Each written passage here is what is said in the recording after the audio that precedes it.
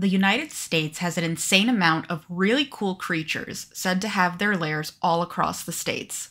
Places that are said to have mystical events like UFO sightings, or dangerous ones where people have gone missing under mysterious circumstances. And then there's my state's cryptid. I live in Pennsylvania. And the cryptid Pennsylvania is most well known for having is, well, the squonk.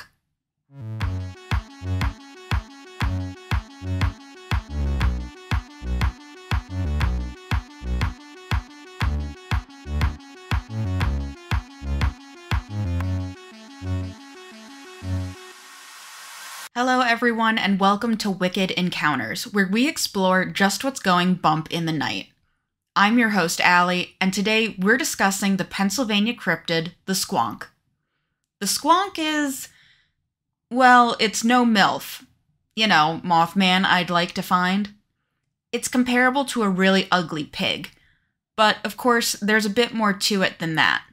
The first mention of the squonk is from a book titled Fearsome Creatures of the Lumber Woods, released in 1910, a fantasy field guide written by William Thomas Cox, who also happens to be Minnesota's first state forester and commissioner of conservation. The book was essentially a resource guide on folkloric creatures of North America, and is actually the principal source for quite a few spooky inhabitants of the United States and Canada.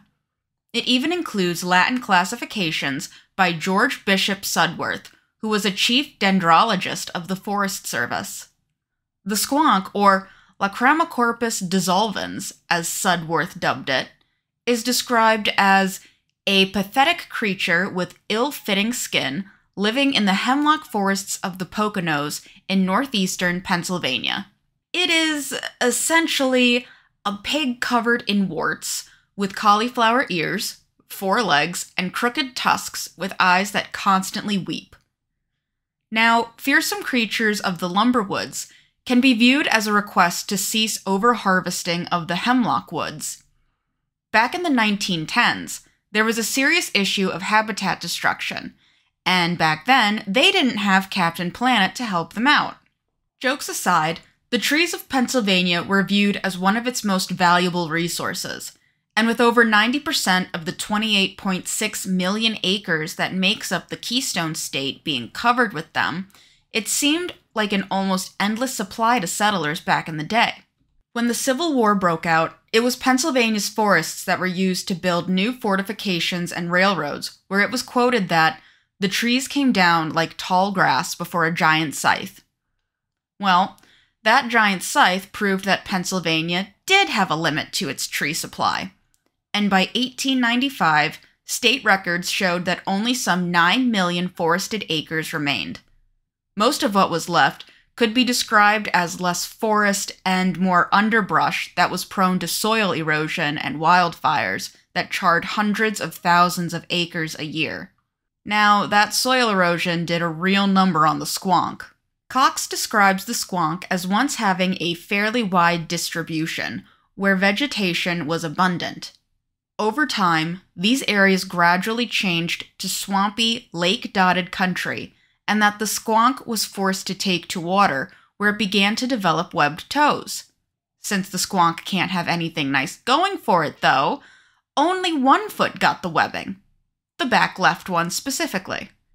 So it was that the squonk would swim around in a small circle, never getting to shore until it eventually drowned. I really think people just wanted something to have a worse life than any peasant farmer from the medieval era. Like, what did the squonk do to deserve such an absolutely miserable and pathetic life? Like, seriously, even evolution hates it apparently. Either way, after thousands of them died from drowning in lakes, they ended up back in the hemlock woods where they cry and eat and cry. A bit surprisingly, the squonk's physical appearance hasn't changed much from the original telling. Most creatures have their appearance altered in some way as the years pass and people retell their tales, but for the squonk, it has remained an ugly pig for the past 100 years, which is kind of impressive, until you realize that Cox describes the squonk as a very retiring disposition, generally traveling about at twilight and dusk. Because of its misfitting skin, which is covered with warts and moles, it is always unhappy. Hunters who are good at tracking are able to follow a squonk by its tear-stained trail, for the animal weeps constantly.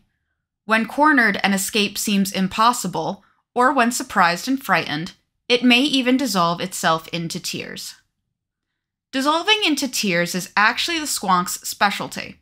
Its Latin name, Lachrymocorpus dissolvens, is made up of the Latin words for tear, body, and dissolve. Supposedly, the squonk is able to dissolve itself into a pool of tears when cornered or captured. A man named J.P. Wentling supposedly was able to capture one of the creatures by mimicking the creature and coaxing it to hop into a sack which he carried home with him. However, when he arrived at his destination, the bag was suddenly much lighter and much wetter. He swung the sack off his back and checked inside, where he discovered that liquid was all that remained of the captured squonk. If you're thinking about trying to go out into the Poconos and catch yourself a squonk, let me first urge you to be careful. The neighbors there aren't too friendly, to be perfectly honest. It's really gone downhill in recent years, and that's why I left. Don't get me wrong, there are still very nice and decent folk living there, but be cautious of where you decide to park your car is all. If you're still thinking about hunting for the pig cryptid and you're good at tracking, just follow the tear-stained tracks that the creature leaves wherever it roams about. Otherwise, your best time to go would be on frosty moonlit nights. The squonk won't cry as much, but it also hates moving around, like most of us. Why wander around on cold, dark nights when you could be inside under some blankets with hot cocoa and a good horror movie playing? For the squonk, though, the lack of movement is to avoid catching a glimpse of itself in some moonlit pool. It will cry all the more if it's unfortunate enough to see its own reflection. Now, in all my time living in the Poconos, I can confirm that many odd and spooky and depressing sounds can be heard. Mostly from my neighbor who was going through a divorce, but I did also live near state land. So when I would be outside as a wee lass trying to find deer or bears, yes, I know, what an absolutely stupid thing to do, but I was like 12 or something at the time, I would hear cries coming from beyond the trees at dusk.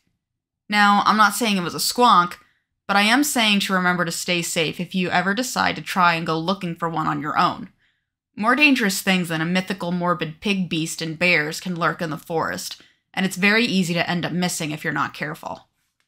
So, what could the squonk be if it turned out to just be a myth? Well, as mentioned before, Cox was very much into preserving the remainder of Pennsylvania's forests. With the squonk, there isn't any danger really related to it.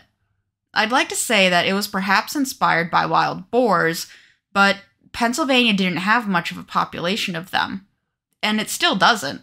The ones we do have are actually located on the southern end, so perhaps Cox might have seen a particularly hideous pig on a pig farm once and thought, oh gee, that thing is so dang ugly, I could make a mythical beast out of it.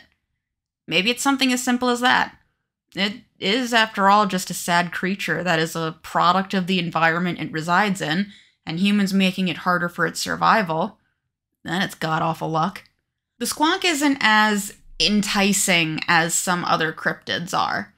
It's not as dangerous as a Wendigo, or as popular as Bigfoot, or as sexy as Mothman is apparently. It can't see into the future to predict tragedies, and there aren't any mention of aliens or UFOs that appear along with the little beastie. I wish I could say that the squonk is a popular topic of conversation for movies, books, and other forms of media, but it just isn't. Most people who seem to get into the whole squonk aesthetic seem to do so because the little guy is given the short end of the stick in almost every way compared to other paranormal creatures. And maybe that makes the squonk a little bit relatable. It's not fantastical or particularly interesting. It's just a little piggy in the woods just trying to live its best life. And crying. A lot. However, there is a wonderful group of people giving the squonk a nice event of its own called Squonkapalooza. The event is put together by Joe from Cryptoteology and Lisa from Cryptid Comforts. It is being held in Jonestown, Pennsylvania on August 26th, 2023, and will feature plenty of wonderful speakers, films, games, vendors, and cryptid enthusiasts. It honestly just seems like it's going to be an absolutely wonderful time, and I fully support the message behind why it has been put together, with their message being, why celebrate the saddest creature in the world? We want to turn those frowns upside down. Spreading the love of the squonk might cheer them up. It's just very wholesome, and if you're able to make it, I highly recommend you do. How does the squonk rate on your list of favorite cryptids? Did I go a little too hard on Pennsylvania's most noteworthy cryptid? Did I miss some super interesting bits in my coverage of the squonk? Let me know in the comments. If you want to hear about more spooky creatures or urban legends, why not hit the subscribe button so that you can, see what videos we have coming out. Give a follow on our socials, listen to some of our spooky tales. But for now, I'm Allie, this is Wicked Encounters, and I'll see you next time. Bye!